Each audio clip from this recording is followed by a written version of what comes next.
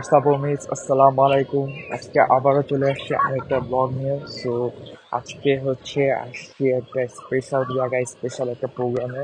So আজকে যেখানে আসছি সেটা হচ্ছে দি রয়্যাল ক্যানাডিয়ান সার্কাস। এটা হচ্ছে কানাডার সব থেকে নাম করা এবং ভালো পরিমাণে বড় একটা সার্কাস। সো আমি কখনো সার্কাস শোতে যাইনি, এটাই হচ্ছে আমার first time to attend a circus show and in Canada also.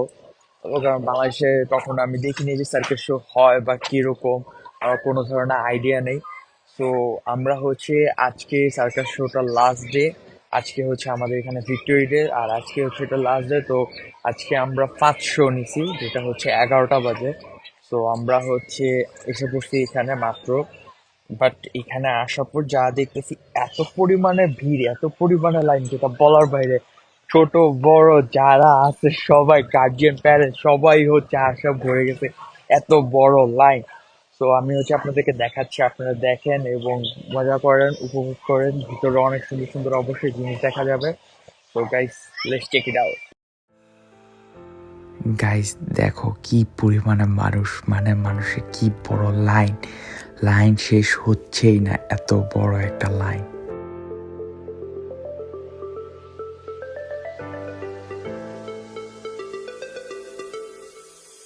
So finally guys, we entered the circus, and as you can see on my right side you saw a food shop, and my left side there is a toy shop. সবগুলো cross করে আমরা সার্কাসের stage এরিনাতে চলে যাই, এবং stage এরিনাতে যাওয়ার পর আমরা দেখি যে যার সিট খুঁজে তার সিটে চলে যাচ্ছে। তো আমরা আমাদের সিটটি খুঁজে বের করে ফেলি এবং আমাদের সিটে চলে যাই। আমাদের সিটটি ছিল সবার উপরে, যেখান থেকে আমরা পুরো সার্কাসে মজা পাই। তো ফাইনালি গাই শোটা শুরু হয়ে যায়, এবং শোটা শুরু হওয়ার সাথে সাথে যারা পারফরমেন্স করবে তারা সকলে মিলে সার্কাসের একটা ছোট এন্ট্রি পারফরমেন্স করে।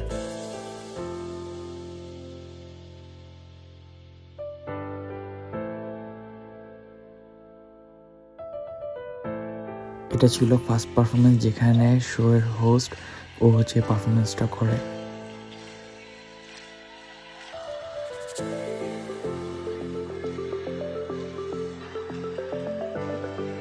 এন্ড গাইস, ওর সেকেন্ড পারফরমেন্সটা দেখো। ও এখানে আগুন নিয়ে এই পুরো জিনিসটার মধ্যে গোল গোল ঘুরে পারফরমেন্সটা করে। এটা আসলে খুবই অবাক করা একটা বিষয় ছিল।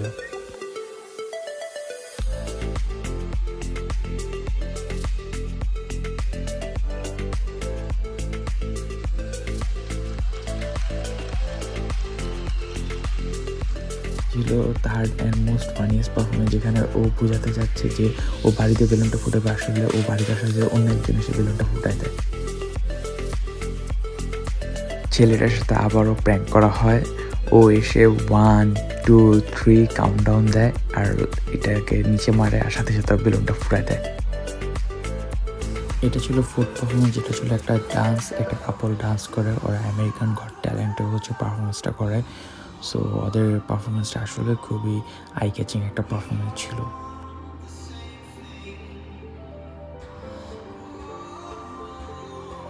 ও জাস্ট মেয়েটাকে একটা হাত একটা পা ধরে কীভাবে ঘোরাচ্ছে, এটা খুবই একটা ভয়ানক দৃশ্যের মতো ছিল। ওদের ডান্সের সব থেকে বেস্ট পার্ট আমার কাছে এই জিনিসটা লাগে, যে এখানে মেয়েটাকে পুরো ঘুরে ফেলার মাথার ভর দিয়ে। ওদের ডান্সের এই পার্টে ছেলেটা গলার মধ্যে, মেয়েটা পুরো ভর দিয়ে ঘুরে থাকে।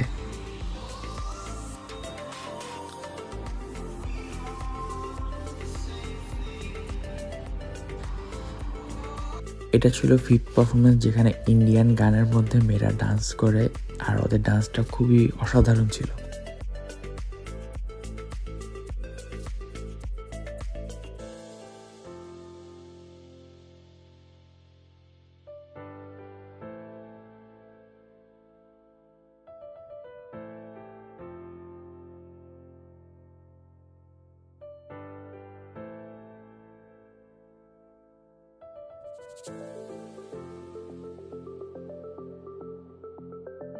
এটা ছিল সিক্স পারফরমেন্স, যেখানে ছেলেটা এক চাকার সাইকেল দিয়ে উপরে উঠে দড়ি লাফ দিতে থাকে।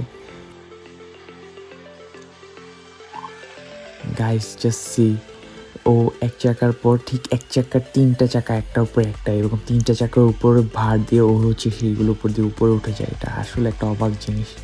দেন ও হচ্ছে 12 ফিট উঁচা এক চাকার সাইকেল চালায় এখানে। ওর সাইকেল চালানোর মধ্যে সবচেয়ে অবাককর জিনিস ছিল এটা, যেখানে ও হচ্ছে একটা 20 ফিট উঁচা সাইকেল চালায় এভাবে। গাইস তোমরা হচ্ছে দেখে বুঝতেও পারছো এখানে কে, এখানে ট্রান্সফরমার্সের বাম্বল বি। সো ওকে যখন আমি প্রথম দেখছি আমার কাছে মনে হয়েছিল যে এখানে হচ্ছে ভিতরে কোনো একজন মানুষ আছে, মানুষ হচ্ছে রোবটটার মতো হয়ে এটা এভাবে চলতেছে। বাট আমি যখন সামনে যেয়ে দেখলাম, সামনে যেয়ে দেখার পর দেখলাম আর ওদেরকে জিজ্ঞাসা করলাম এটা আসলে কোনো মানুষই না, এটা হচ্ছে অরিজিনাল এআই কন্ট্রোল রোবট। ও হচ্ছে টোটালি এআইয়ের মাধ্যমে কন্ট্রোল হয়। দেখো গাইজ, এটা আসলে এই সার্কাসের সবচেয়ে বেশি আমার কাছে মজাদার জিনিস ছিল এটা। সার্কাসের মাঝে আমাদেরকে ব্রেক দেয়, তখন হচ্ছে এখানে দেখি একটা মেকআপ কর্নার, যেখানে হচ্ছে ছোটো বাচ্চাদের মেকআপ করে দেওয়া হয় এরকম ভিন্ন ভিন্ন ক্যাটাগরিতে। সেখানে ছোট্ট একটা বাচ্চা ওকে হচ্ছে মেকআপ করে দিচ্ছে, ওর মা ভিডিও করতেছে। আমার অনেক খিদা পায়, তাই পপকর্ন একটা আইসক্রিম নিয়ে আসি। এটা ছিল 7 পারফরমেন্স, যেটার নাম হচ্ছে হিউম্যান রকেট। ও হচ্ছে এখান থেকে 45 ফিট উপর লাফ দেয়। ওর নাম হচ্ছে লিও গডজিলা হিউম্যান রকেট। ওকে হচ্ছে এখানে দেখা দেয় ও ঠিক আছে, সবার সাথে পরিচয় করা দেয়। এইটা ছিল 8 নম্বর পারফরমেন্স, যেখানে একটা ছেলে 3টা ইউরো নিয়ে একটা পারফরমেন্স দেখায়। And the 9th performance is the cloth changing performance. It was incredible. এইটা হচ্ছে সে কাপড়টা, যে কাপড়টা ডান্স পারফরমেন্স করে। মেয়েটা হচ্ছে একটা একটা করে টোটাল 6টা ড্রেস চেঞ্জ করে। আসলে আমি কখনো দেখিনি এরকম ড্রেস চেঞ্জ করতে, আমি জানি না ওরা আসলে এটা কীভাবে করে থাকে। এটা আসলে একটা ম্যাজিক। মেয়েটা একটা একটা করে কাপড় চেঞ্জ করতেছিল এবং একটা একটা করে ডান্স করতেছিল। এটা আসলে খুবই একটা ফানি মুভমেন্ট ছিল সাথে।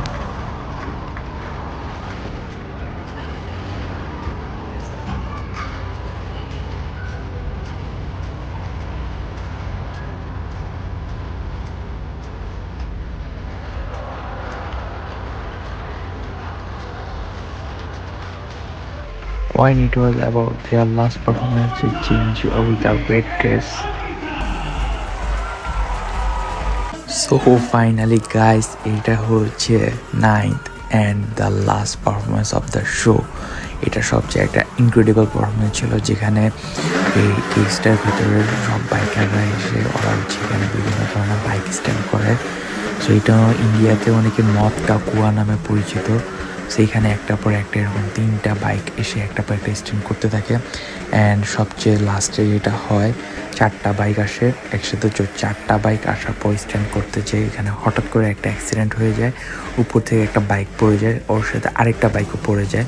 দেন 3টা বাইক থামায় ফেলায়, তখন হচ্ছে বাইকটা শোটা অফ হয়ে যায়। তখন আমরা হচ্ছে অনেক ভয় পেয়ে যাই, আসলে কি হয়েছে। পরে না, তারা সবাই ওকে ছিল আর শোটা শেষ হয়ে যায়। অ্যান্ড লাস্টে সবাই এসে এখানে যারা যারা পারফরমেন্স করছে সবাই হচ্ছে আমাদেরকে বাই দিয়ে দেয়, আর আমরা এখান থেকে বের হয়ে যেতে থাকি। সো গাইজ দেখতে পাচ্ছ কি পরিমাণে মানুষ, অ্যারাউন্ড প্রায় 600-700 মানুষ ছিল এখানে। সো বের হইতে হইতে আমাদের টাইম লেগে যায় প্রায় 5 থেকে 10 মিনিটের মতো, এত মানুষ ছিল, অনেক ধাক্কাধাক্কিও হয়।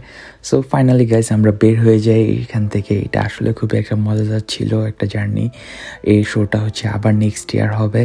সো গাইজ হোপফুলি তোমাদের আমার ভিডিওটা ভালো লাগছে। ভালো লাগলে সবাই প্লিজ লাইক, কমেন্ট অ্যান্ড মনে করে সবাই প্লিজ একটা সাবস্ক্রাইব করে যাবা। Thank you so much. আল্লাহ হাফেজ, আসসালামু আলাইকুম।